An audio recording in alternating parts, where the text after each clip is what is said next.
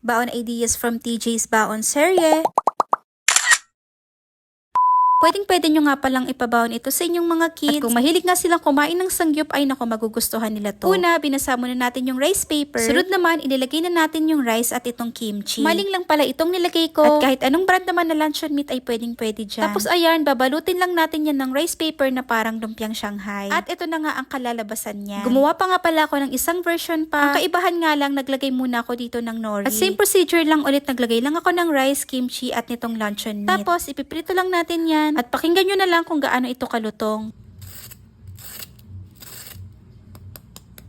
O, diba ang sarap nang tignan? At para makita nyo nga na pwedeng-pwede itong pangbaon, isi-set up na rin natin yan dito sa lunchbox. Pwede pa nga kayo maglagay dito ng ulam, basta kung ano yung mas prefer nyong i-partner dito. Maglalagay na rin tayo ng silicone cup sa magkabilang compartment para mas colorful tignan. At pwede nyo rin partneran itong mixed veggies. Iginisa ko nga lang yan sa butter with salt and pepper. And for the dipping sauce para sa chicken, maglalagay na rin tayo ng ketchup dyan. Tapos, maglalagay na lang tayo ng candy for dessert. At kung palagi nyo nga napapanood ng mga Baon Serye ni TJ, hindi pwedeng mawala itong bento 6 sa kanya mga pagkain. At ito na nga ang final look ng nagawa natin. At kung di nyo naman napanood ang Baon Serye ni TJ nung Martes, ito nga ipapasilip ko ulit sa inyo.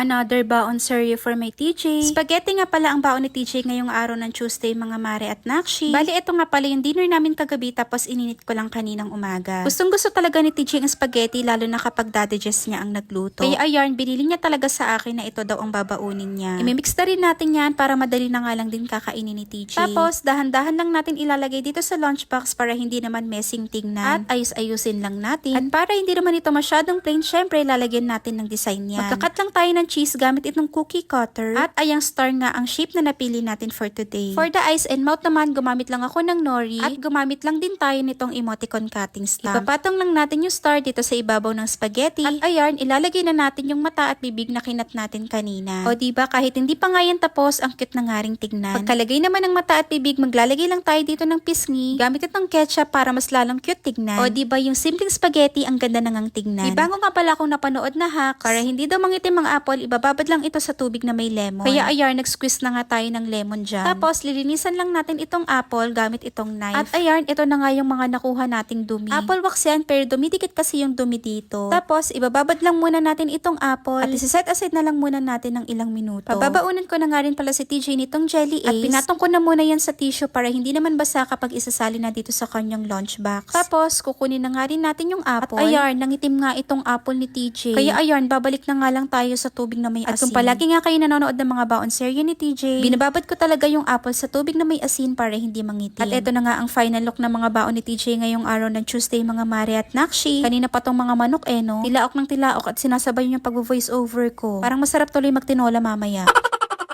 Ayun lang, bye!